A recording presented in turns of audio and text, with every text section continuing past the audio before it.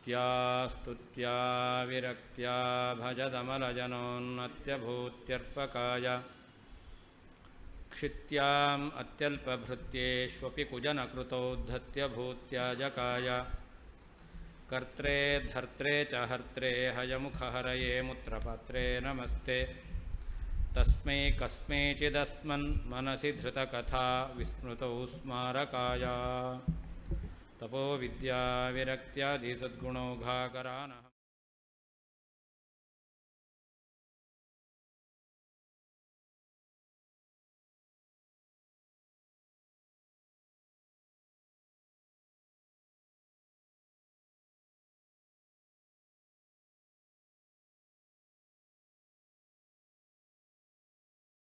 ಗುಣಾನಸ್ಥಾಂ ನಿರ್ಗುಣಾಖ್ಯಾ ಹರಿಂ ಪ್ರಭುಂ ನಿರ್ಗುಣಬ್ರಹ್ಮಮದ್ದಾಸಿ ಸಂಗೇ ವಾಸಿನ್ನ ಮತ್ಪ್ರಿಯಂ ಅಹಂ ಪತಿವ್ರತೈವಾಸಂ ತತ್ರೋಪಕ್ರಮವಾಗೀಯಂ ಉಪಸಂಹಾರವಾಕ್ಚೇಯಂ ಸದಾ ತ್ವತ್ಪಕ್ಷಪಾತಿನಿ ಸಾಕ್ಷಿಣೀತಿ ನಿಗದ್ಯಾತ್ಮ ಮನಃಶೌದ್ಧ್ಯಂ ಪ್ರಬೋಧ್ಯ ಚ ಅನ್ಯಾರ್ಥಶೂನ್ಯಮಾನ್ಯಾರ್ಥಂ ಉಕ್ತ್ವಾ ಶರಣಮೀಯುಷಿ ಸ್ವಸ್ವಾಮಿನೋ ಗುಣಾನ್ ಹಿತ್ವಾ ಜಗ್ರಾಸ ಪ್ರಾಕೃತಾನ್ ಗುಣಾನ್. ನಾವು ಹೇಳಿದ ಭಗವಂತ ಸಗುಣ ಭಾವಧರ್ಮವುಳ್ಳವನು ಎಂಬತಕ್ಕಂಥದ್ದು ಯುಕ್ತಿಯುಕ್ತವಾಗಿದೆ. ಭಗವಂತ ಸಗುಣ, ಭಗವಂತ ಭಾವರೂಪವಾದ ಧರ್ಮವುಳ್ಳವನು ಎಂಬತಕ್ಕಂಥದ್ದು ಯುಕ್ತಿಯುಕ್ತವಾಗಿದೆ. ಅತಃ ಅಂತ ಅಂದರೆ ಯುಕ್ತಿಯುಕ್ತವಾದ್ದರಿಂದ ಶ್ರುತಿ ಮತ್ತು ಪುರಾಣಗಳಲ್ಲಿ ಏನಾದರೂ ನಿರ್ಗುಣ ಎಂಬತಕ್ಕಂತಹ ಶಬ್ದ ಬಂದಿದೆ ಅಂತಾದರೆ ಅದು ಯಾರನ್ನು ಹೇಳುತ್ತೆ? ಪರಮಾತ್ಮನನ್ನೇ ಹೇಳುತ್ತೆ. ನಿರ್ಗುಣ ಎಂಬತಕ್ಕಂತಹ ಶ್ರುತಿ ಪುರಾಣಸ್ಥ ನಿರ್ಗುಣಾಖ್ಯ ಅಂತ ವಾಕ್. ಶ್ರುತಿ ಪುರಾಣಗಳಲ್ಲಿರತಕ್ಕಂತಹ ನಿರ್ಗುಣ ಎಂಬತಕ್ಕಂತಹ ಏನು ಶಬ್ದ ಇದೆ ಅದು ಪ್ರಭುಂ ಹರಿಂ ಅಂತ, ಸರ್ವೋತ್ತಮನಾಗಿರ್ತಕ್ಕಂಥ ಸರ್ವಸಮರ್ಥನಾಗಿರ್ತಕ್ಕಂತಹ ಪರಮಾತ್ಮನನ್ನೇ ಹೇಳ್ತಾ ಇದೆ. ಆದರೆ ನೀನು ಹೇಳುವ ರೀತಿಯಲ್ಲಿ ನಿರ್ಗುಣ ಬ್ರಹ್ಮ ಎಂಬತಕ್ಕಂಥದ್ದು ಅದು ಶ್ರುತಿ ಹೇಳ್ತಾ ಇದೆ. ಯಾಕೆ? ಅದು ಆಪಾತತ ಪ್ರತೀತಿ, ಅಮುಖ್ಯಾರ್ಥ. ನಿರ್ಗುಣ ಶಬ್ದ ಎಂಬತಕ್ಕಂಥದ್ದೇ ಸರ್ವಥಾ ಗುಣರಹಿತ ಅಂತ ಹೇಳ್ತಕ್ಕಂಥದ್ದು ಇದೆಯಲ್ಲ, ಇದು ಆಪಾತತಃ ಸಿದ್ಧವಾದದ್ದು ಅರ್ಥ ಅಥವಾ ಭ್ರಾಂತಿ. ಈ ಮದ್ದಾಸಿ ಸಂಗೀ ನ ಆಸೀತ್ ಇಂತಹ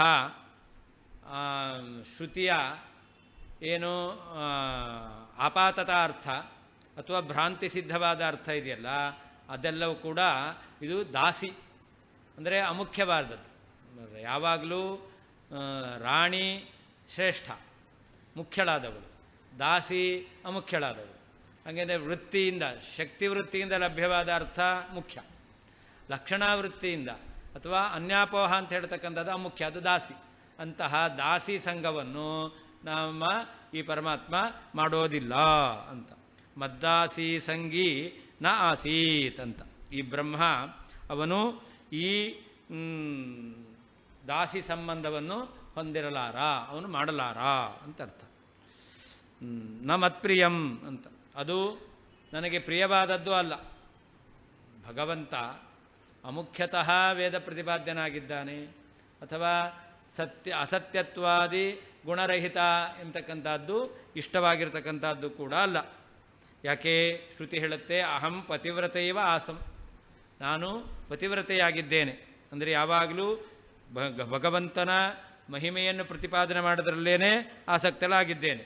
ಆದ್ದರಿಂದಾಗಿ ಉಪಕ್ರಮ ಉಪಸಂಹಾರ, ಉಪಕ್ರಮ ವಾಕ್ಯ ಮತ್ತು ಉಪಸಂಹಾರ ವಾಕ್ಯ ಇದೆರಡನ್ನೂ ಕೂಡ ನಾವು ಸ್ವೀಕಾರ ಮಾಡಿದ್ರೆ ಆವಾಗ ಅದೇನಾಗ್ತಾ ಇದೆ? ಇದು ಸಾಕ್ಷಿ. ಉಪಕ್ರಮ ಎಂಬತಕ್ಕಂಥ ವಾಕ್ಯಗಳು ಸಾಕ್ಷಿ ರೂಪದಲ್ಲಿ ಇರ್ತಕ್ಕಂಥವುಗಳು. ಆದ್ದರಿಂದ ಅದು ಪರಮಾತ್ಮ ಗುಣಪರಿಪೂರ್ಣನಾಗಿದ್ದಾನೆ ಎಂಬತಕ್ಕಂಥ ವಿಷಯವನ್ನು ಹೇಳ್ತಾ ಮನಃಶೌದ್ಯಂ ಪ್ರಬೋಧ್ಯಚ ಅಂತ ಮನಸ್ಸಿನ ಶುದ್ಧಿ ಅದು ತಂದುಕೊಡ್ತಾ ಇದೆ. ಆದ್ದರಿಂದ ಅನ್ಯಾರ್ಥ ಶೂನ್ಯ ಮಾನ್ಯಾರ್ಥ ಮುಕ್ತ. ಭಗವಂತ ನಿರ್ಗುಣ ಅನ್ನೋದಕ್ಕೆ ಸರ್ವಥಾ ಗುಣರಹಿತ ಎಂಬತಕ್ಕಂಥ ಅರ್ಥವನ್ನು ಬಿಡುತ್ತೆ. ಮಾನ್ಯಾರ್ಥ ಮುಕ್ತ ಅದು ಸ್ವೀಕಾರ ಮಾಡಲಿಕ್ಕೆ ಯೋಗ್ಯವಾಗಿರ್ತಕ್ಕಂತಹ ತ್ರಿಗುಣ ಸಂಬಂಧರಹಿತ ಎಂಬತಕ್ಕಂಥ ತ್ರಿಗುಣರಹಿತ ಎಂಬತಕ್ಕಂಥ ಅರ್ಥವನ್ನು ಹೇಳ್ತಾ ಇದೆ. ಈ ರೀತಿಯಲ್ಲಿ ಆ ಶ್ರುತಿ ಎಂಬತಕ್ಕಂಥದ್ದು ಪರಮಾತ್ಮನಿಗೆ ಶರಣಾಗಿದ್ದುಕೊಂಡು ಭಗವಂತನಲ್ಲಿರ್ತಕ್ಕಂತಹ ಗುಣಗಳನ್ನು ಜ್ಞಾನಾನಂದಾದಿ ಗುಣಗಳು ಇಲ್ಲ ಎಂಬತಕ್ಕಂಥದ್ದನ್ನೇ ನಿರ್ಗುಣ ಶಬ್ದ ಹೇಳೋದಿಲ್ಲ. ಮತ್ತು ತ್ರಿಗುಣಾನ್ ಪ್ರಾಕೃತಾನ್ ಗುಣಾನ್ ಭಗವಂತನಲ್ಲಿ ಸತ್ವರಜಸ್ತಮೋ ಗುಣ ಇಲ್ಲ ಎಂಬತಕ್ಕಂಥ ಅರ್ಥವನ್ನು ಈ ವೇದ ಹೇಳ್ತಾ ಇದೆ. ಅದರಿಂದ ನಾವು ಹೇಳಿರುವಂತಹ ನಿರ್ಗುಣ ಎಂಬತಕ್ಕಂಥ ಶ್ರುತಿ ಇದೆಯಲ್ಲ, ನಾವು ಹೇಳುವ ಅರ್ಥ ಅದು ಯುಕ್ತಿಯುಕ್ತವಾಗಿದೆ. ಯುಕ್ತಿಯುಕ್ತವಾದ್ದರಿಂದಾಗಿ ನಿರ್ಗುಣ ಎಂಬತಕ್ಕಂಥ ಶ್ರುತಿ ಏನು ಹೇಳುತ್ತೆ, ಉಪಕ್ರಮ ಉಪಸಂಹಾರ ಈ ವಾಕ್ಯಗಳನ್ನು ನಾವು ಆಲೋಚನೆ ಮಾಡಿದಾಗ ಅದೆಲ್ಲ ಸಾಕ್ಷಿ ಇದ್ದ ಹಾಗೆ. ಆದ್ದರಿಂದ ಈ ಶ್ರುತಿ ಎಂಬತಕ್ಕಂತಹ ಪತಿವ್ರತೆಯಾಗಿರ್ತಕ್ಕಂಥವಳು ಅವಳೇನು ಮಾಡ್ತಾಳೆ, ಪತಿವ್ರತೆ ಅವಳು ಯಾವತ್ತೂ ಗಂಡನ ಗುಣಗಳನ್ನು ಹೇಳ್ತಾಳೆ. ಪತಿವ್ರತೆಯಾಗಿರ್ತಕ್ಕಂಥವಳು ಗಂಡನಲ್ಲಿ ಏನೇನು ಮಹತ್ವ ಎಂಬತಕ್ಕಂಥದ್ದು ಇದೆಯೋ ಅದನ್ನೇ ಅವಳು ಹೇಳ್ತಾಳೆ.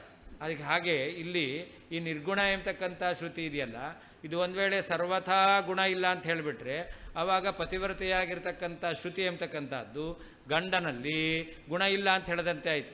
ಯಾರಾದರೂ ಪತಿವ್ರತೆಯಾಗಿರ್ತಕ್ಕಂಥವಳು ಗಂಡನಲ್ಲಿ ಗುಣ ಇಲ್ಲ ಅಂತ ಹೇಳ್ತಾಳಾ? ಇಲ್ಲವೇ ಇಲ್ಲ. ಗುಣ ಇಲ್ಲ ಅಂತಾದರೂ ಗುಣ ಇದೆ ಅಂತ ಹೇಳ್ತಾಳೆ.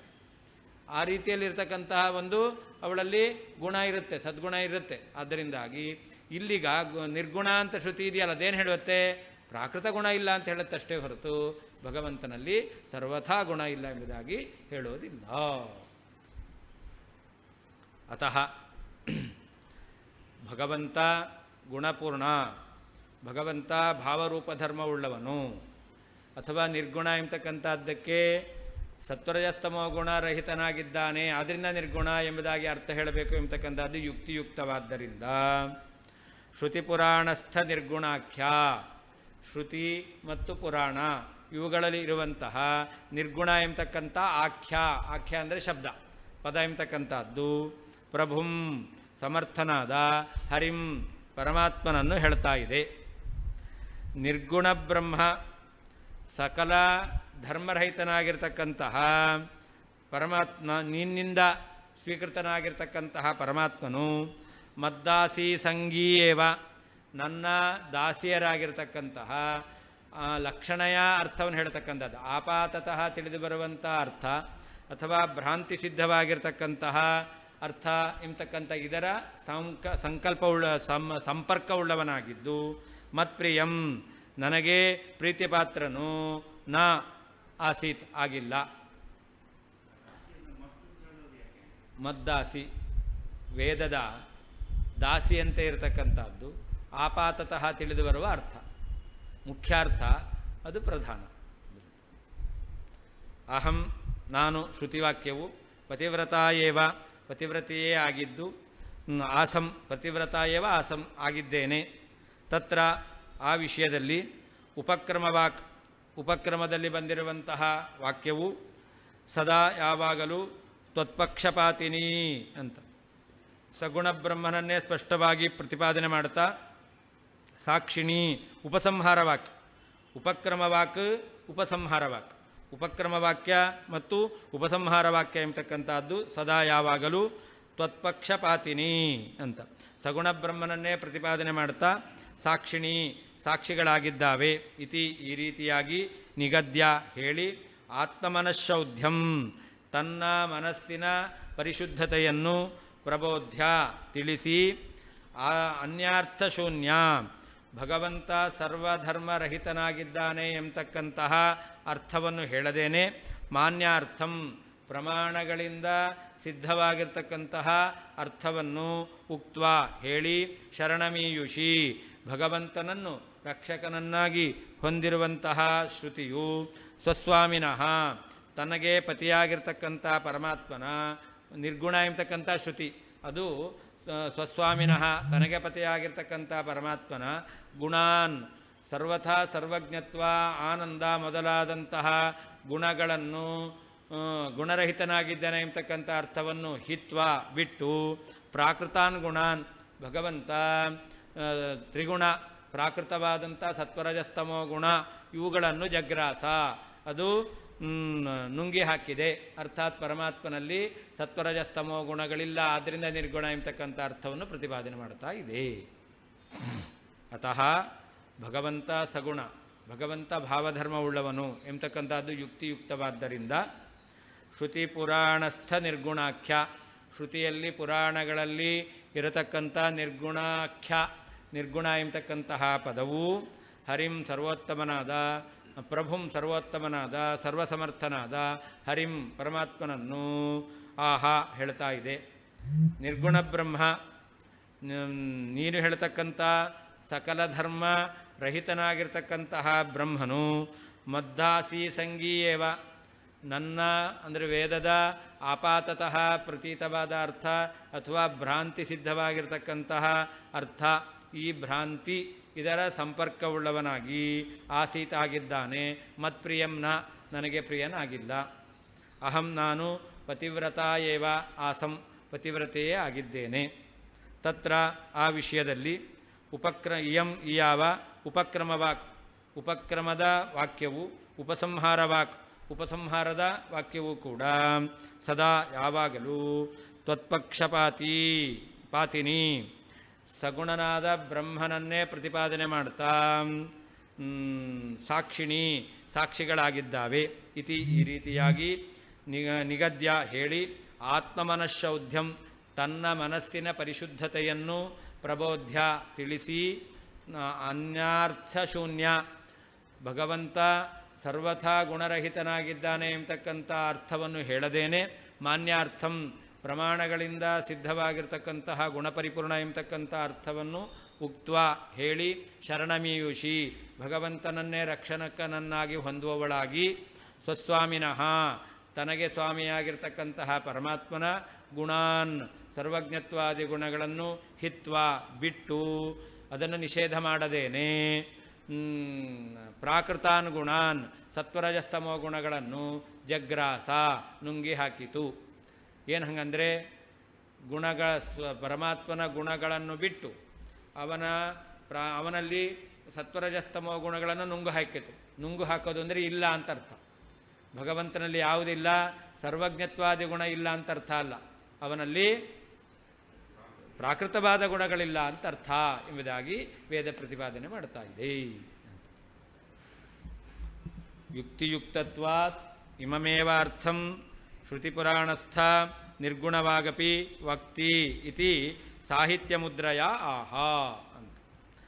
ಯುಕ್ತಿಯುಕ್ತವಾದ್ದರಿಂದ ಭಗವಂತ ನಿರ್ಗುಣ ಎಂಬತಕ್ಕಂಥ ಶಬ್ದದಿಂದ ಅವನು ಸರ್ವಥಾ ಗುಣರಹಿತ ಎಂಬತಕ್ಕಂಥ ಅರ್ಥ ಸರಿಯಲ್ಲ. ಮತ್ತು ಪ್ರಾಕೃತಿಕ ಗುಣರಹಿತ ಎಂಬುದಾಗಿ ಹೇಳುವ ಮೂಲಕ ಭಗವಂತ ಗುಣಪರಿಪೂರ್ಣ ಭಾವರೂಪವಾದ ಗುಣವುಳ್ಳವನಾಗಿದ್ದಾನೆ ಎಂಬತಕ್ಕಂಥದ್ದು ಯುಕ್ತಿಯುಕ್ತವಾಗಿದೆ ಎಂಬುದಾಗಿ ಶ್ರುತಿ ಪುರಾಣಸ್ಥ ನಿರ್ಗುಣವಾಗಪಿ, ಶ್ರುತಿಗಳಲ್ಲಿ ಪುರಾಣಗಳಲ್ಲಿರತಕ್ಕಂತಹ ನಿರ್ಗುಣವಾಕ್ ನಿರ್ಗುಣ ಎಂಬತಕ್ಕಂತಹ ಶಬ್ದವು ವಕ್ತಿ ಹೇಳ್ತಾ ಇದೆ ಎಂಬತಕ್ಕಂಥದ್ದನ್ನು ಸಾಹಿತ್ಯ ಮುದ್ರೆಯ ಆಲಂಕಾರಿಕವಾಗಿ ಹೇಳ್ತಾ ಇದ್ದಾರೆ. ಅತಃ ಅಂತಿದೆ, ಅದಕ್ಕೇನರ್ಥ ಯೌಕ್ತಿಕತ್ವಾದ್ ಇತ್ಯರ್ಥ, ಯುಕ್ತಿಯಿಂದ ಯುಕ್ತವಾಗಿದೆ ಆದ್ದರಿಂದ ಅಂತರ್ಥ. ನಿರ್ಗುಣ ಬ್ರಹ್ಮ ಸರ್ವಧರ್ಮಶೂನ್ಯಂ ಪರೋದೀರಿತಂ ಬ್ರಹ್ಮ. ನಿರ್ಗುಣ ಬ್ರಹ್ಮ ಅಂತಂದರೆ ಸಕಲ ಧರ್ಮರಹಿತನಾಗಿದ್ದಾನೆ ಎಂಬುದಾಗಿ ಇತರರು ಹೇಳ್ತಕ್ಕಂಥ ಬ್ರಹ್ಮ. ಅವನೇನಾಗಿದ್ದಾನೆ? ಮದ್ದಾಸಿ ಸಂಗೀ ಮಮ ದಾಸ್ಯೋಹೋ, ಇಬ್ಬರು ಯಾರು ದಾಸಿಯರು. ಒಂದು ದುರ್ಜನಾನಾಂ ತಮೋದಾನಾಖ್ಯ ಮದಭಿಮತ ಕರ್ಮಕರ್ತ್ರ್ಯೋಹೋ ಅಂತ.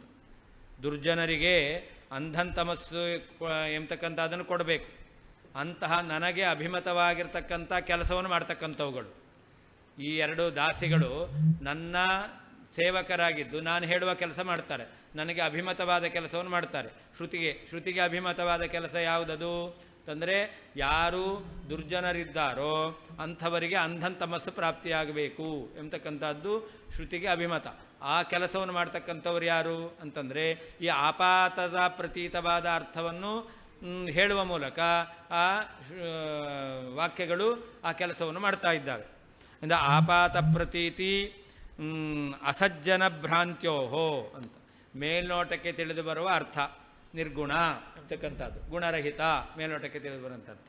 ಅಥವಾ ಅಸಜ್ಜನ ಭ್ರಾಂತಿ, ನಿರ್ಗುಣ ಅಂತಂದರೆ ಭಗವಂತನಲ್ಲಿ ಸರ್ವಥಾ ಗುಣ ಇಲ್ಲ ಅಂತ ವ್ಯಾಖ್ಯಾನ ಮಾಡ್ತಕ್ಕಂಥವ್ರು, ಅವರಿಗಿರ್ತಕ್ಕಂಥ ಭ್ರಾಂತಿ. ಇದು ಎರಡು. ಒಂದು ಆಪಾತದ ಪ್ರತೀತಿ ನೋಡಿ, ಅದು ಸ್ತ್ರೀ, ಪ್ರತೀತಿ ಅನ್ನೋದು ಸ್ತ್ರೀಲಿಂಗ, ಆಮೇಲೆ ಭ್ರಾಂತಿ ಅನ್ನೋದು ಸ್ತ್ರೀಲಿಂಗ. ಹಾಗಾದರೆ ಆಪಾತದ ಪ್ರತೀತಿ ಅಸಜ್ಜನ ಭ್ರಾಂತಿ ಎಂಬತಕ್ಕಂತಹ ಎರಡು ದಾಸಿಯರು, ಅವರ ಸಂಬಂಧವದಾಸೀತ್, ಅದರಿಂದ ಇದರ ಸಂಬಂಧ ಬಂತು ನಿರ್ಗುಣ ಬ್ರಹ್ಮನಿಗೆ. ಆಪಾತದ ಪ್ರತೀತವಾದ ಪ್ರತೀತಿಯ ಸಂಬಂಧ ಬಂತು, ಭ್ರಾಂತಿಯ ಸಂಬಂಧ ಎಂಬತಕ್ಕಂಥದ್ದು ಬಂತು, ದಾಸಿಯ ಸಂಬಂಧ ಎಂಬತಕ್ಕಂಥದ್ದು ಬಂತು. ಅದು ಮತ್ಪ್ರಿಯಂ ಮಮ ಸ್ವಾರಸಿಕಾರ್ಥಭೂತಂ ನಾ, ವೇದ ಹೇಳ್ತಾ ಇದೆ, ವೇದ ಪತಿವ್ರತೆ, ನನಗೆ ಇದು ಸ್ವರಸ ಸುಂದರವಾದಂಥ ಅರ್ಥ ಅಲ್ಲ, ನನಗೆ ಅಭಿಪ್ರೇತವಾದ ಸುಂದರವಾದ ಅರ್ಥ ಅಲ್ಲ. ಕರ್ಮವನ್ನು ಮಾಡ್ತಕ್ಕಂಥವರು ಆಪಾತ ಪ್ರತೀತಿ ಮತ್ತು ಭ್ರಾಂತಿ, ಇವರು ತನಗೆ ಅಭಿಮತವಾದ ಕರ್ಮವನ್ನು ಮಾಡ್ತಾ ಇದ್ದಾರೆ. ಶ್ರುತಿಗೆ ಅಭಿಮತವಾದ ಕರ್ಮ ಯಾವುದು? ಅಸಜ್ಜನರಿಗೆ ದುರ್ಜನರಿಗೆ ಅಂಧಂತಮ ಪ್ರಾಪ್ತಿ. ಅಂಧಂತಮ ಪ್ರಾಪ್ತಿ ರೂಪವಾದ ಕೆಲಸವನ್ನು, ಹೊಂದಿಸುವಂಥ ಕೆಲಸವನ್ನು ಈ ಆಪಾತ ಪ್ರತೀತಿ ಮಾಡುತ್ತೆ. ಯಾರು ಭಗವಂತನನ್ನು ಮೇಲ್ನೋಟಕ್ಕೆ ತಿಳಿದು ಬರುವ ನಿರ್ಗುಣ ಅಂತಲೇ ತಿಳಿದಿದ್ದಾರೋ ಈ ಪ್ರತೀತಿ ಏನು ಮಾಡುತ್ತೆ? ಆ ತಿಳಿದವರನ್ನು ಅಂಧಂತಮಸ್ಸಿಗೆ ಹಾಕುತ್ತೆ.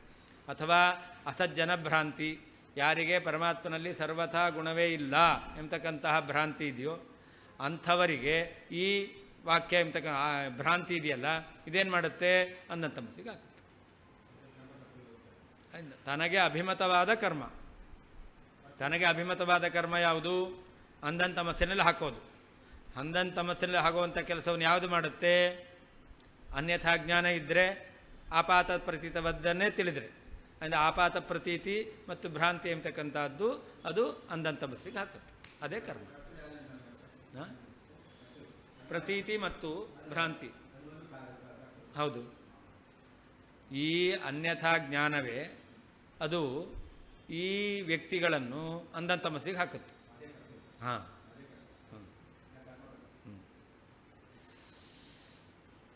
ಪತಿವ್ರತ ಪತ್ಯೌ ತ್ವಯ್ಯೇವ ವ್ರತವತಿ ತತ್ರ ಮದೀಯ ಪಾತಿವ್ರತ್ಯೇ ಉಪಕ್ರಮವಾಕ್ ಏಕೋ ದೇವಃ ಇತ್ಯಾದಿಕ ಶ್ರುತೌ ಉಪಸಂಹಾರವಾಕ್ ನ ಸ ಸರ್ವದೃಕ್ ಉಪದ್ರಷ್ಟ ಇತ್ಯಾದಿಕ ಅಂತ. ಅಲ್ಲಿ ಪತಿವ್ರತೆ ಅಂದರೆ ಏನರ್ಥ? ಪತ್ಯೌ ತ್ವಯ್ಯೇವ ವ್ರತ, ಪತಿಯಾದ ಪರಮಾತ್ಮನಲ್ಲಿಯೇ ಆಸಕ್ತರಾಗಿರ್ತಕ್ಕ ಸಗುಣ ಬ್ರಹ್ಮನಲ್ಲೇ ವ್ರತವುಳ್ಳವಳು. ವೇದವಾಕ್ಯ ಅದೇನು ಮಾಡುತ್ತೆ? ಮದೀಯ ಪಾತಿವ್ರತ್ಯೇ ತತ್ರ ಅಂತಿದೆ, ತನ್ನ ಪಾತಿವ್ರತ್ಯ ಉಳಿಸ್ಕೊಳ್ಬೇಕು. ಅದಕ್ಕೇನು ಮಾಡುತ್ತೆ? ಉಪಕ್ರಮವಾಕ್. ಉಪಕ್ರಮವಾಕ್ಯ ಒಂದು ಯಾವುದು? ಏಕೋ ದೇವ ಸರ್ವಭೂತೇಷು ಗೂಢ ಸರ್ವವ್ಯಾಪಿ ಸರ್ವಭೂತಾಂತರಾತ್ಮ ಕರ್ಮಾಧ್ಯಕ್ಷ ಸರ್ವಭೂತೇಷು ಗೂಢ ಸಾಕ್ಷಿ ಚೇತ ಕೇವಲ ನಿರ್ಗುಣಶ್ಚ. ಇದು ಉಪಕ್ರಮವಾಕ್ಯ. ಅದಾದಮೇಲೆ ಉಪಸಂಹಾರ ವಾಕ್ಯ, ಸ ಸರ್ವದೃಕ್ ಉಪದ್ರಷ್ಟ, ಸ ಸರ್ವದೃಕ್ ಎಲ್ಲವನ್ನೂ ನೋಡುವವನು, ಉಪದ್ರಷ್ಟ ಹತ್ತಿರದಿಂದ ನೋಡುವವನು ಎಂಬುದಾಗಿ ಭಗವಂತನಲ್ಲಿ ಗುಣವನ್ನೇ ಹೇಳ್ತಾ ಇದೆ. ಈ ರೀತಿಯಲ್ಲಿ ಉಪಕ್ರಮ ಉಪಸಂಹಾರ ವಾಕ್ಯಗಳು. ತ್ವತ್ಪಕ್ಷಪಾತಿನಿ ಅಂದರೆ ಸಗುಣಂ ತ್ವಾಮೇವ ಸ್ಪಷ್ಟಂ ವದಂತಿ ಅಂತ. ತ್ವತ್ಪಕ್ಷಪಾತಿ ಅಂದರೆ ಏನರ್ಥ? ಸಗುಣನಾಗಿರ್ತಕ್ಕಂಥ ಪರಮಾತ್ಮನನ್ನೇ ಸ್ಪಷ್ಟವಾಗಿ ಪ್ರತಿಪಾದನೆ ಮಾಡ್ತಕ್ಕಂಥದ್ದಾಗಿ ಸಾಕ್ಷಿಣಿ, ಸಾಕ್ಷಿಭೂತ.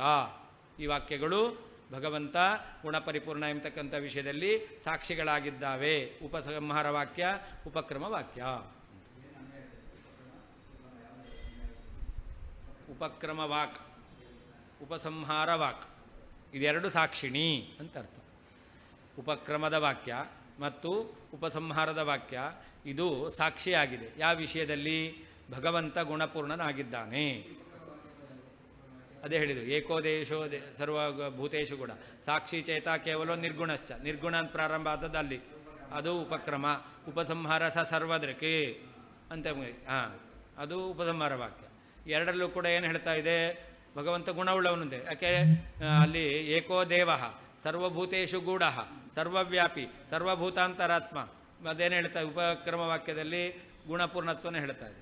ಸರ್ವದೃಕ್ ಅಂತ ಜ್ಞಾನವುಳ್ಳವನು ಅಂಥೇಳಿ ಗುಣಪೂರ್ಣತ್ವನೇ ಹೇಳ್ತಾ ಇದೆ. ಹಾಂ, ಹೌದು. ಯಾವಾಗಲೂ ಉಪಕ್ರಮ ಉಪಸಂಹಾರವನ್ನು ಇಟ್ಕೊಂಡು ಶ್ರುತಿಗೆ ಅರ್ಥ ನಿರ್ಣಯ ಮಾಡಬೇಕು. ಆದ್ದರಿಂದ ಉಪಕ್ರಮ ವಾಕ್ಯವೂ ಕೂಡ ಭಗವಂತನಲ್ಲಿ ಗುಣ ಇದೆ ಅನ್ನೋದನ್ನು ಹೇಳ್ತಾ ಇದೆ, ಉಪಸಂಹಾರ ವಾಕ್ಯವು ಗುಣ ಇದೆ ಅಂತಲೇ ಹೇಳ್ತಾ ಇದೆ. ಆದ್ದರಿಂದ ನಿರ್ಗುಣ ಎಂಬುದಾಗಿ ಅಲ್ಲಿರುವಂತಹ ಸಾಕ್ಷಿ ಚೇತ ಕೇವಲ ನಿರ್ಗುಣಶ್ಚ ಅಂತ ನಿರ್ಗುಣ ಪದಕ್ಕೆ ಗುಣರಹಿತ ಅಂತ ಅರ್ಥ ಹೆಂಗೆ ಮಾಡ್ತೀರಾ? ಉಪಕ್ರಮ ಉಪಸಂಹಾರ ವಿರೋಧ ಬರುತ್ತೆ. ಆದ್ದರಿಂದ ನಾವು ಹೇಳುವ ಅರ್ಥ ಗುಣಪೂರ್ಣ ಅನ್ನೋದಕ್ಕೆ ಈ ಉಪಕ್ರಮ ಉಪಸಂಹಾರ ವಾಕ್ಯ ಸಾಕ್ಷಿ, ಅದು ಅದೇ ರೀತಿಯಾದ ಅರ್ಥವನ್ನು ಹೇಳಬೇಕು ಅನ್ನೋದನ್ನು ಉಪಪಾದನೆ ಮಾಡ್ತಾ ಇದೆ. ಅದು ಬೇಕಾಗಿಲ್ಲ, ಎಲ್ಲವೂ ಇರಬೇಕು ಅಂತಿಲ್ಲ. ಅದು ಯಾವುದಾದ್ರೂ ಒಂದಿದ್ರೂ ಆಯಿತು. ತಾತ್ಪರ್ಯ ನಿರ್ಣಾಯಕವಾದದ್ದು ಎಲ್ಲವೂ ಒಂದೇ ಕಡೆ ಇರಬೇಕು ಅಂತಿಲ್ಲ.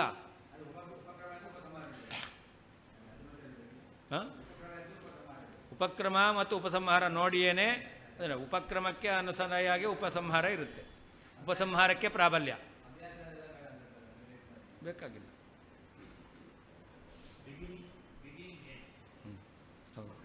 ಹೌದು, ಯಾವಾಗಲೂ ಮೊದಲು ಹೇಳಿದ್ದಕ್ಕೂ ಕೊನೆ ಹೇಳಿದ್ದಕ್ಕೂ ಏನು ಇದಿರಬೇಕು, ಹೊಂದಾಣಿಕೆ ಇರಬೇಕು. ಇಲ್ಲೊಂದು ಹೇಳೋದು ಅಲ್ಲೊಂದು ಹೇಳೋದು ಹೇಳಬಾರ್ದು.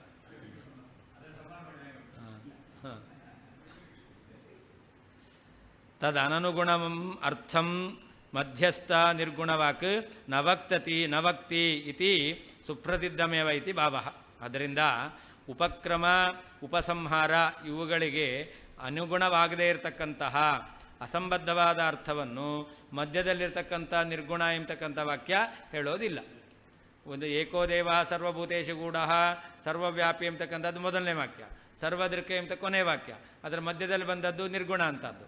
ಆದ್ದರಿಂದ ಈ ಸಾಕ್ಷಿಭೂತರಾಗಿರ್ತಕ್ಕಂತಹ ಉಪಕ್ರಮ ಉಪಸಂಹಾರ ವಾಕ್ಯಗಳಿಗೆ ಮಧ್ಯದಲ್ಲಿರ್ತಕ್ಕಂಥ ವಾಕ್ಯ ಉಪಕ್ರಮ ಉಪಸಂಹಾರಗಳಿಗೆ ವಿರುದ್ಧವಾದ ಅರ್ಥವನ್ನು ಹೇಳೋದಿಲ್ಲ. ಉಪಲಕ್ಷಣಂಚ ಏತತ್, ಇಷ್ಟು ಮಾತ್ರ ಅಲ್ಲ, ಇನ್ನೂ ಇಟ್ಕೊಳ್ಬೇಕು. ಏನದು? ಸಮಾಖ್ಯ ಸ್ಮೃತ್ಯ ತದನುಸಾರಿಣ್ಯ ನಿರ್ಗುಣಶ್ಚ ಇತಿ ಶ್ರುತ್ಯಾಚ್ಚ ಸಾಕ್ಷಾತ್ ಹರಿಪದೇನ ಸಗುಣಸ್ಯ ತವೈವ ಅಭಿಧಾನಾಚ್ಚ ಅಂತ. ಸಮಾಖ್ಯಾಶ್ರುತಿ, ಸ್ಮೃತಿ ಅದೇ ಅರ್ಥವನ್ನು ನಿರೂಪಣೆ ಮಾಡತಕ್ಕಂತಹ ಸ್ಮೃತಿವಾಕ್ಯ, ಮತ್ತು ತದನುಸಾರಿಣ್ಯ ನಿರ್ಗುಣಶ್ಚ ಇತಿ ಶ್ರುತ್ಯಾಚ ಅಂತ. ಸ್ಮೃತಿವಾಕ್ಯವನ್ನು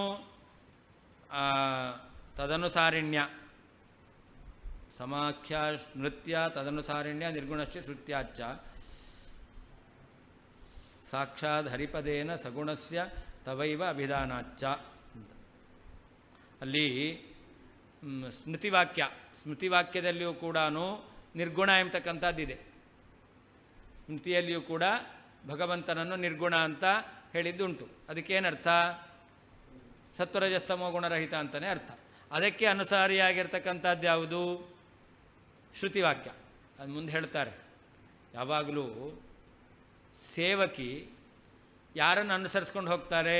ಅಲ್ಲ, ರಾಣಿ ಯಾರನ್ನು ಅನುಸರಿಸ್ಕೊಂಡು ಹೋಗ್ತಾಳೆ? ಸೇವಕಿಯನ್ನು ಅನುಸರಿಸ್ಕೊಂಡು ಹೋಗ್ತಾಳೆ.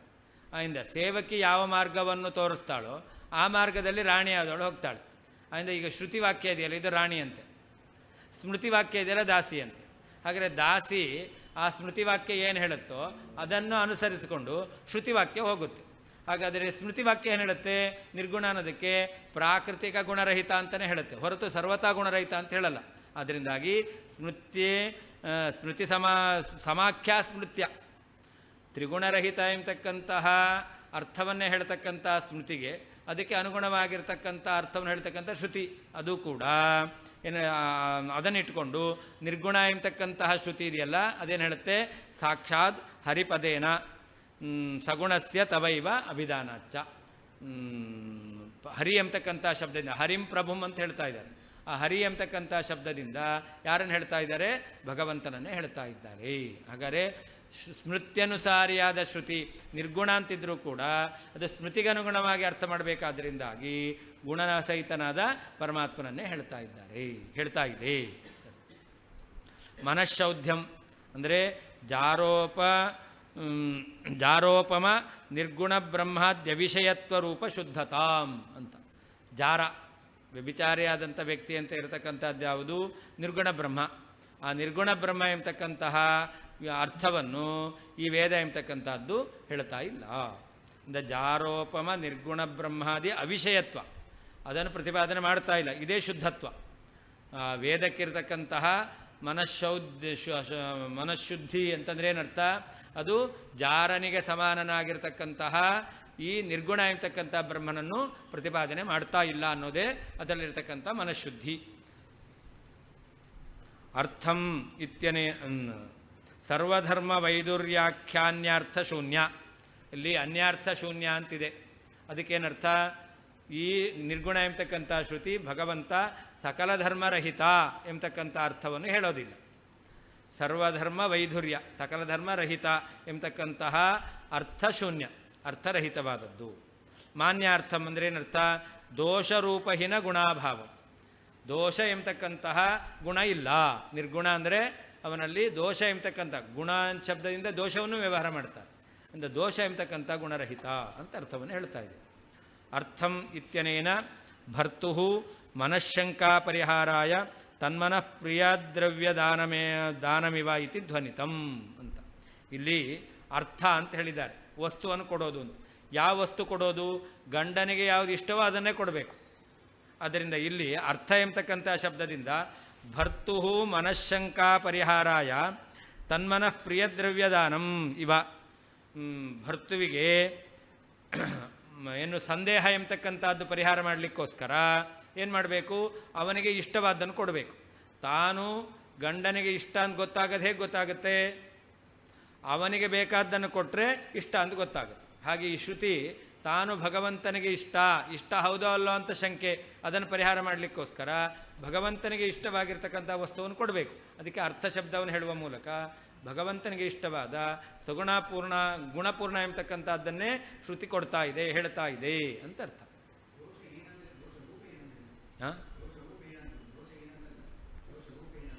ಅಲ್ಲಿ ದೋಷರೂಪಹೀನ ಗುಣ, ದೋಷ ಎಂಬತಕ್ಕಂತಹ ಹೀನ ಗುಣ, ದೋಷ ಎಂಬುವ, ದೋಷರೂಪ ಅಂದರೆ ದೋಷ ಎಂಬುವ ಅಂತ ಅರ್ಥ. ದೋಷ ಸ್ವರೂಪವಾದ, ದೋಷ ಎಂಬುವ ಹೀನ ಗುಣ, ನಿಕೃಷ್ಟವಾದ ಗುಣ, ಅದರ ಅಭಾವ ಅಂತ ಅರ್ಥ. ದೋಷ ಸ್ವರೂಪವಾದ ಗುಣ, ಗುಣ ಅನ್ನೋದಕ್ಕೆ ದೋಷರೂಪವಾದ ಗುಣ. ಗುಣಶಬ್ದದಿಂದ ಸದ್ಗುಣವನ್ನು ವ್ಯವಹಾರ ಮಾಡ್ತೇವೆ, ದೋಷರೂಪವಾದ ಗುಣವನ್ನು ಹೇಳ್ತೇವೆ. ದುರ್ಗುಣವನ್ನು ಗುಣ ಅಂತ ಹೇಳ್ತೇವೆ. ದುರ್ಗುಣ ಗುಣ ಅಂತಲೇ ಹೇಳೋದು. ಅದೇ ದೋಷರೂಪವಾದ ಗುಣ. ಅದಿಲ್ಲ ಅಂತ ವೇದ ಹೇಳ್ತಾ ಇದೆ ನಿರ್ಗುಣ ಶಬ್ದದಿಂದ. ಹಂಗಲ್ಲ, ದೋಷ ರೂಪ ಅಂದರೆ ದೋಷ ಎಂಬುವ ಅಂತ ಅರ್ಥ. ರೂಪವೇ ಇಲ್ಲ ಅಂತ ಅರ್ಥ ಅಲ್ಲ.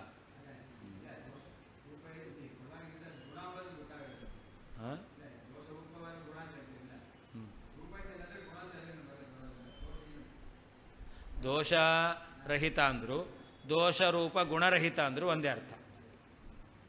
ದೋಷರಹಿತ ಅಂದರು, ದೋಷರೂಪ ಗುಣರಹಿತ ಅಂದರು ಒಂದೇ ಅರ್ಥ.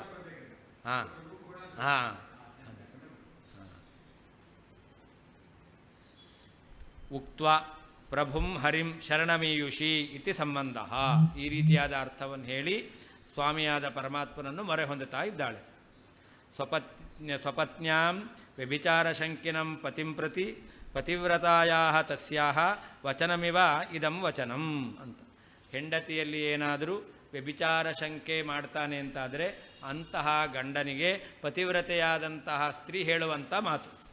ವೇದವಾಕ್ಯ ಇದೆಯಲ್ಲ, ಅದು ಪತಿವ್ರತೆಯಾದ ಸ್ತ್ರೀ. ಆ ಪತಿವ್ರತೆಯಾಗಿರ್ತಕ್ಕಂಥ ಸ್ತ್ರೀ ವೇದ, ಅದರ ಬಗ್ಗೆ ಪತಿಯಾದ ವೇದ ಪ್ರತಿಪಾದ್ಯನಾದ ಪರಮಾತ್ಮ ಅವನು ಇದೇನಾದರೂ ತನ್ನಲ್ಲಿ ಲಾಕ್ಷಣಿಕವಾದ ಅರ್ಥ, ಆಪಾತ ಪ್ರತೀತವಾದ ಅರ್ಥ, ದುರ್ಜನರು ಹೇಳ್ತಕ್ಕಂತಹ ಅರ್ಥ ಇದನ್ನೇನಾದರೂ ಹೇಳುತ್ತಾ ಅಂತ ವ್ಯಭಿಚಾರ ಶಂಕೆ ಬಂದರೆ ಅದಕ್ಕೆ ತಾನು ಇಂತಹ ಶಂಕೆಗೆ ವಿಷಯ ಅಲ್ಲ, ನಾನು ನಿನ್ನಲ್ಲಿರುವಂತಹ ಗುಣವನ್ನೇ ಪ್ರತಿಪಾದನೆ ಮಾಡ್ತಾ ಇದ್ದೇನೆ ಎಂಬುದಾಗಿ ಶ್ರುತಿ ಹೇಳ್ತಾ ಇದೆ ಅಂತ. ಎಲ್ಲಿಯಾದರೂ ಹೆಂಡತಿ ತನ್ನ ಗಂಡ ತನ್ನ ಮೇಲೆ ಸಂಶಯ ಪಡ್ತಾನೆ ಅಂತ ಅವಳಿಗೆ ಗೊತ್ತಾದರೆ ತನ್ನ ಮೇಲೆ ಸಂಶಯ ಪಡಬಾರದು ಎಂಬುದಾಗಿ ಅವಳು ಯಾವ ರೀತಿಯಲ್ಲಿ ತನ್ನ ದೋಷರಾಹಿತ್ಯ ಎಂಬತಕ್ಕಂಥದ್ದನ್ನು ಪ್ರಕಟ ಮಾಡ್ತಾಳೋ ಹಾಗೆ ಶ್ರುತಿ ಎಂಬತಕ್ಕಂಥದ್ದು ಕೂಡ ಇದು ಆಪಾತ ಪ್ರತೀತವಾದ ಅರ್ಥವನ್ನು ಹೇಳ್ತಾ ಇದೆಯೋನೋ ಎಂಬತಕ್ಕಂತಹ ವೇದ ಪ್ರತಿಪಾದ್ಯನಾದ ಪರಮಾತ್ಮನಲ್ಲಿ ಇಂತಹ ಸಂದೇಹ ಬಂತು ಅಂತಾದರೆ ನಾನು ಅಂತಹ ಆಪಾತ ಪ್ರತೀತವಾದ ದುರ್ಜನ ಹೇಳುವಂಥ ಅರ್ಥವನ್ನು ಪ್ರತಿಪಾದನೆ ಮಾಡ್ತಾ ಇಲ್ಲ. ಹರಿಂ ಪ್ರಭುಂ ಶರಣಮೀಯುಷಿ, ಸರ್ವಸಮರ್ಥನಾದ ಪರಮಾತ್ಮನನ್ನೇ ನಾನು ಮೊರೆ ಹೊಕ್ಕಿದ್ದೇನೆ, ಅವನನ್ನೇ ಪ್ರತಿಪಾದನೆ ಮಾಡ್ತಾ ಇದ್ದೇನೆ ಅಂತ ವೇದ ಹೇಳ್ತಾ ಇದೆ. ಸ್ವಸ್ವಾಮಿನಃ ಭರ್ತು ನಾರಾಯಣಸ್ಯ ಗುಣಾನ್ ಸೌಂದರ್ಯಾದೀನ್ ಅಂತ ಅರ್ಥ. ಭಗವಂತನಲ್ಲಿರ್ತಕ್ಕಂತಹ ಯಾವ ಜ್ಞಾನಾನಂದಾದಿ ಗುಣಗಳಿದೆ ಅವುಗಳನ್ನು ಬಿಟ್ಟು ಜಗ್ರಾಸ ಅಂದರೆ ತಿಂದಾಯಿತು. ಯಾವುದನ್ನು ದುರ್ಗುಣಾನ್ ಅಂತಿದೆ ಅಲ್ಲಿ. ಜಗ್ರಾಸ ತಿನ್ನೋದು, ಅದರ ಅರ್ಥ ಏನು? ಪ್ರಾಕೃತಾನುಗುಣಾನ್ ಇತ್ಯನೇನ ಪ್ರಾಕೃತ ಗುಣಗಳನ್ನು ತಿಂದು ಹಾಕಿತು ಅಂದರೆ ಏನರ್ಥ? ಪ್ರೀತಿ ತದ್ಭೋಜನ ಪಾತ್ರಸ್ಥ ತದುಪೇಕ್ಷಿತ ಅಲ್ಪಾನ್ನೇನೈವ ಗ್ರಾಸಂ ಕುರ್ವತಿ ಇವ ಇತಿ ಧ್ವನಿತಂ ಅಂತ. ಯಾವಾಗಲೂ ಪತಿವ್ರತೆಯಾಗಿರ್ತಕ್ಕಂಥವಳು ಗಂಡ ಊಟ ಮಾಡಿದ ಮೇಲೆ ಆ ಭೋಜನ ಪಾತ್ರೆಯಲ್ಲಿರ್ತಕ್ಕಂತಹ ತದುಪೇಕ್ಷಿತ ಅವನು ಬಿಟ್ಟಂತಹ ಏನು ಅಲ್ಪವಾದದ್ದಿದೆ ಅದರಿಂದಲೇ ಅವಳು ಪ್ರೀತಿಯನ್ನು ಹೊಂದುತ್ತಾಳೆ. ಹಾಗೆ ಇಲ್ಲಿಯೂ ಕೂಡ ಭಗವಂತ ಅವನು ನಿರ್ಗುಣ ಅಂತ ಹೇಳಬೇಕು ಶ್ರುತಿ. ಹಾಗಾದರೆ ಆ ನಿರ್ಗುಣ ಎಂಬತಕ್ಕ ಯಾವುದನ್ನು ತಿನ್ನುತ್ತದು? ನಿರ್ಗುಣ ಎಂಬತಕ್ಕಂಥ ಶ್ರುತಿ ಭಗವಂತನಲ್ಲಿ ಪ್ರಾಕೃತವಾದಂಥ ಅಲ್ಪ ಗುಣಗಳಿಲ್ಲ ಅಥವಾ ಅನಂತ ಗುಣಗಳೇ ಇಲ್ಲ ಅಂತ ತುಂಬ ತಿನ್ನಲ್ಲ. ಅದು ಅಂದರೆ ಪ್ರಾಕೃತವಾಗಿರ್ತಕ್ಕಂಥ ತ್ರಿಗುಣಗಳು ಇಲ್ಲ ಅಂತಲೇ ಹೇಳ್ತಾ ಇದೆ. ಅದನ್ನು ತಿಂದು ಹಾಕುತ್ತೆ ನಿರ್ಗುಣ ಎಂಬತಕ್ಕಂಥ ಶ್ರುತಿ. ಹೊರತು ಭಗವಂತನ ಅನಂತ ಕಲ್ಯಾಣ ಗುಣಗಳಿದೆಯಲ್ಲ ಅದನ್ನೇ ತಿಂದು ಹಾಕಲ್ಲ, ಅದನ್ನಿಲ್ಲ ಅಂತ ಹೇಳೋದಿಲ್ಲ. ಅಂದರೆ ಯಾವಾಗಲೂ ಪತಿವ್ರತೆಯಾಗಿರ್ತಕ್ಕಂಥವಳು ತನ್ನ ಗಂಡನ ಭೋಜನ ಪಾತ್ರೆಯಲ್ಲಿ ಇರ್ತಕ್ಕಂಥದ್ದನ್ನೇ ಖಾಲಿ ಮಾಡೋಳು. ಅಂದರೆ ಇಲ್ಲಿಯೂ ಕೂಡ ಈ ನಿರ್ಗುಣ ಎಂಬತಕ್ಕಂಥ ಶ್ರುತಿ ಅದು ಪತಿವ್ರತೆಯಾದಂಥ ಶ್ರುತಿ, ಅದು ಅಲ್ಪದಿಂದ ತೃಪ್ತವಾಗುತ್ತೆ. ಹಾಗೆ ತ್ರಿಗುಣ ಎಂಬತಕ್ಕಂಥದ್ದಿಲ್ಲ ಅಂತ ಅರ್ಥ ಹೇಳುತ್ತಷ್ಟೇ ಹೊರತು ಸರ್ವಥಾ ಗುಣರಹಿತ ಎಂಬುದಾಗಿ ಹೇಳೋದಿಲ್ಲ. 2 ಗಂಟೆಗೆ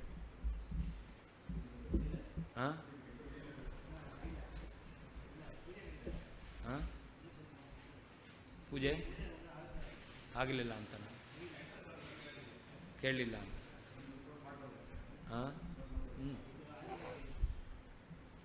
ನೈರ್ಗುಣ್ಯೇನೈವ ಗುಣಿತಾ ನೈರ್ಗುಣ್ಯಂಚ ನ ಚೇನ್ನಯೌ ಸಗುಣತ್ವಂ ಸ್ಥಿರೀಕೃತ್ಯ ವಿರುದ್ಧಾರ್ಥತ್ವಕಾರಕೌ. ಇನ್ನು ನಿರ್ಗುಣ ಅಂತ ಶ್ರುತಿ ಹೇಳ್ತಾ ಇದೆ. ಅದನ್ನು ಹಿಂದೆ ಬಂದಿತ್ತು, ಅದು ಸಂದರ್ಭಕ್ಕೆ ಅನುಗುಣವಾಗಿ ಬಂದಿತ್ತು. ಇವಾಗ ಸ್ಪಷ್ಟವಾಗಿ ಹೇಳ್ತಾ ಇದ್ದಾರೆ. ನಿರ್ಗುಣ ಎಂಬತಕ್ಕಂಥ ಶ್ರುತಿ, ನಿರ್ಗುಣ ಎಂಬತಕ್ಕಂಥ ಶ್ರುತಿ ಏನು ಹೇಳ್ತಾ ಇದೆ? ನಿರ್ಗುಣತ್ವವನ್ನು ಹೇಳ್ತಾ ಇದೆ. ನಿರ್ಗುಣ ಎಂಬತಕ್ಕಂಥ ಶ್ರುತಿ ಅದು ನಿರ್ಗುಣತ್ವವನ್ನು ಹೇಳ್ತಾ ಇದೆ. ಹಾಗಾದರೆ ನಿರ್ಗುಣ ಎಂಬತಕ್ಕಂಥ ಶ್ರುತಿ ನಿರ್ಗುಣತ್ವ ಎಂಬತಕ್ಕಂಥ ಗುಣಿತ ಅದು ಗುಣ ಇದೆ ಎಂಬುದಾಗಿ ಹೇಳ್ತಾ ಇದೆ. ಅದರಿಂದಾಗಿ ಬ್ರಹ್ಮ ಸಗುಣನೇ ಆಗಬೇಕು. ಅದರಿಂದ ಅವನಲ್ಲಿ ನೈರ್ಗುಣ್ಯಂ ನಚೇತ್, ಅವನಲ್ಲಿ ನಿರ್ಗುಣತ್ವ ಇಲ್ಲ. ನೈರ್ಗುಣ್ಯ ಎಂಬತಕ್ಕಂತಹ ನಿರ್ಗುಣ ಎಂಬತಕ್ಕಂಥ ಶ್ರುತಿ ಇದೆಯಲ್ಲ ಅದು ನಿರ್ಗುಣತ್ವವನ್ನು ಹೇಳುತ್ತೆ, ನಿರ್ಗುಣತ್ವ ಎಂಬತಕ್ಕಂಥ ಧರ್ಮವನ್ನು ಹೇಳುತ್ತೆ.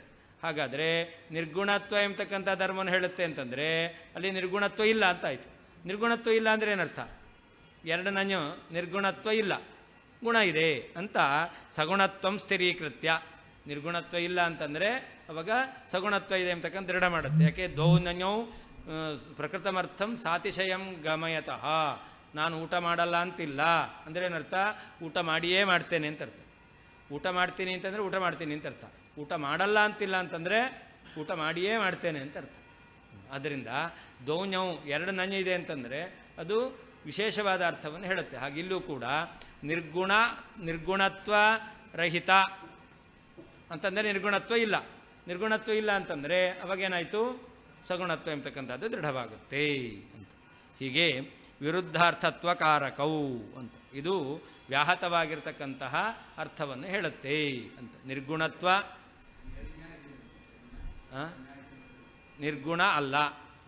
ಭಗವಂತನಲ್ಲಿ ನಿರ್ಗುಣತ್ವ ಇದೆಯೋ ಇಲ್ಲೋ ಅಂತ ಪ್ರಶ್ನೆ ಮಾಡ್ತೇವೆ. ಭಗವಂತನಲ್ಲಿ ನಿರ್ಗುಣ ಶಬ್ದದಿಂದ ಪ್ರತಿಪಾದ್ಯವಾದ ನಿರ್ಗುಣತ್ವ ಇದೆಯೋ ಇಲ್ವೋ? ನಿರ್ಗುಣತ್ವ ಇದೆ ಅಂತಂದರೆ ನಿರ್ಗುಣತ್ವ ಇಲ್ಲ ಅಂತಾಯಿತು. ಇದೆ ಅಂದರೆ ನಿರ್ಗುಣತ್ವ ರೂಪವಾದ ಧರ್ಮ ಬಂತಲ್ಲ, ಅಂದರೆ ನಿರ್ಗುಣತ್ವ ಇಲ್ಲ ಅಂತಾಯಿತು. ನಿರ್ಗುಣತ್ವ ಇಲ್ಲ ಅಂತಂದರೆ ಎರಡನೇ ಬಂತು. ನಿರ್ಗುಣತ್ವ ಗುಣ ಇಲ್ಲ ಅಂತಾಯಿತು. ನಿರ್ಗುಣ ಗುಣ ಇಲ್ಲ ಇಲ್ಲ ಎರಡನೇ ಬಂತು. ಆವಾಗ ಸಗುಣ. ಆದ್ದರಿಂದ ನಿರ್ಗುಣತ್ವ ಪರಮಾತ್ಮನಿಗೆ ಇದೆ ಅಂದರೂ ಕೂಡ ನಿರ್ಗುಣ ಅನ್ನೋದು ವ್ಯಾಹತ ಆಯಿತು. ನಿರ್ಗುಣತ್ವ ಇಲ್ಲ ಅಂದರೂ ಕೂಡ ಆವಾಗ ಅವನ ನಿರ್ಗುಣ ಅಂತ ಹೇಳಿಕ್ಕೆ ಬರಲ್ಲ, ವ್ಯಾಹತ ಆಯಿತು. ಈ ರೀತಿಯಲ್ಲಿ ವಿರುದ್ಧವಾದ ಅರ್ಥವನ್ನು ಹೇಳ್ತಾ ಇದೆ. ಹೌದು.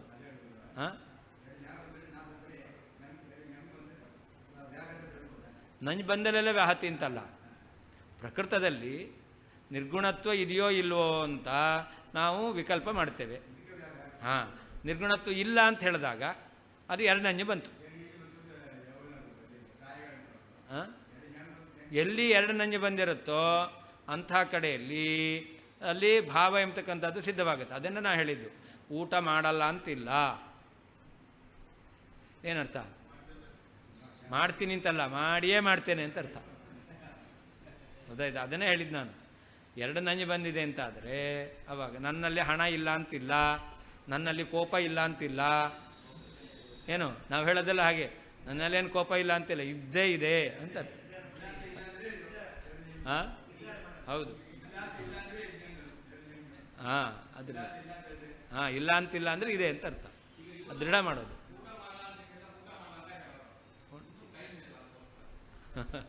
ಊಟ ಮಾಡಲ್ಲ ಅಂತಿಲ್ಲ ಅಲ್ಲ.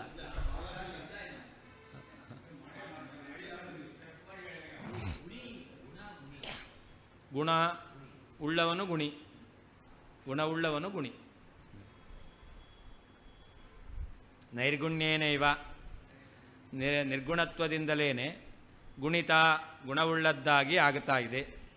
ನೈರ್ಗುಣ್ಯಂ ನಿರ್ಗುಣತ್ವವು ನಚೇತ್ ಇಲ್ಲ ಅಂತಾಗ್ಬಿಟ್ರೆ ನಞ ಎರಡು ನಞಗಳು, ನಞೌ ಎರಡು ನಞಗಳು ಸಗುಣತ್ವಂ ಧರ್ಮವುಳ್ಳವನು ಎಂಬತಕ್ಕಂಥದ್ದನ್ನು ಸ್ಥಿರೀಕೃತ್ಯ ದೃಢ ಮಾಡಿ ವಿರುದ್ಧಾರ್ಥತ್ವಕಾರಕವು ವ್ಯಾಹತವಾದ ಅರ್ಥವನ್ನು ಹೇಳ್ತಾ ಸ್ಪಷ್ಟಪಡಿಸ್ತಾ ಇದ್ದಾವೆ.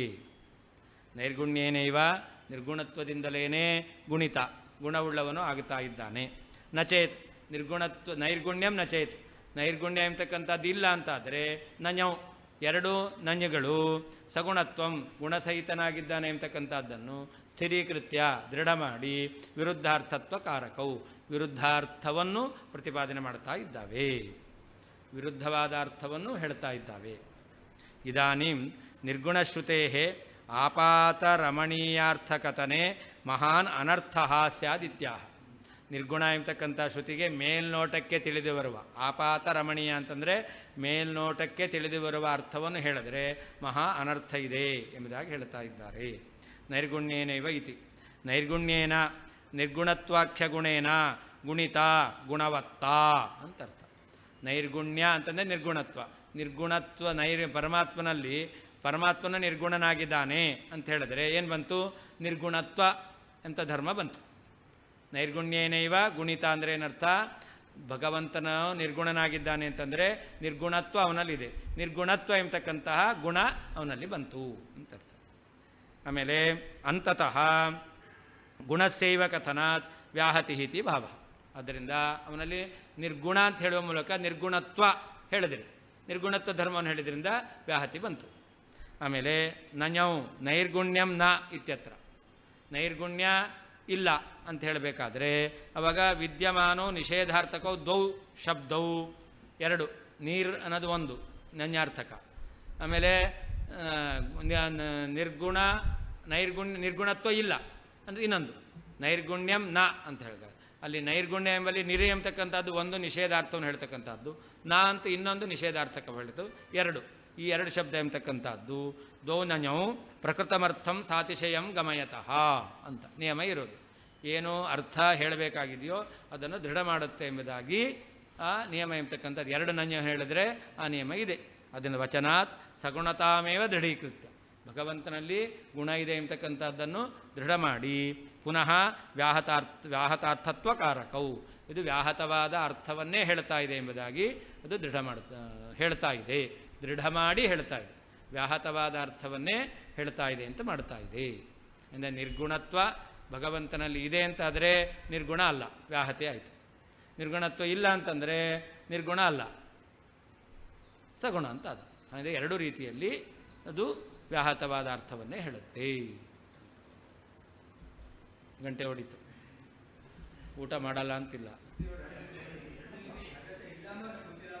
ಹಾಂ, ರಜತ ಇಲ್ಲ ಅನ್ನೋದು ಗೊತ್ತಿಲ್ಲ ಅಂತಂದ್ರೆ ಅದು ಬೇರೆ, ರಜತ ಇಲ್ಲ ಅಂತಿಲ್ಲ ಅಂತ ಹೇಳಬೇಕು. ಹಾಂ, ಗೊತ್ತಿಲ್ಲ ಅನ್ನೋಲ್ಲಿ ಬೇರೆ ಅದು.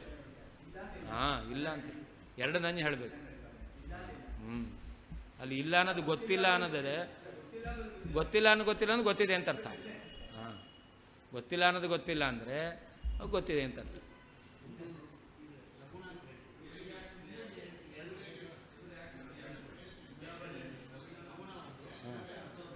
ನಿರ್ಗುಣ ಭಗವಂತನನ್ನು ನಿರ್ಗುಣ ಅಂತ ಹೇಳಿದ್ರೆ ನಿರ್ಗುಣತ್ವ ಬೇಕು.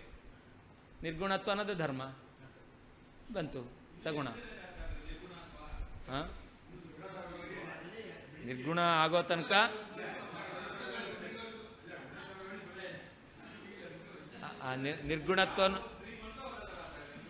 ನಿರ್ಗುಣತ್ವ ಸರ್ವಥಾ ಒಪ್ಲಿಕ್ಕೆ ಬರಲ್ಲ.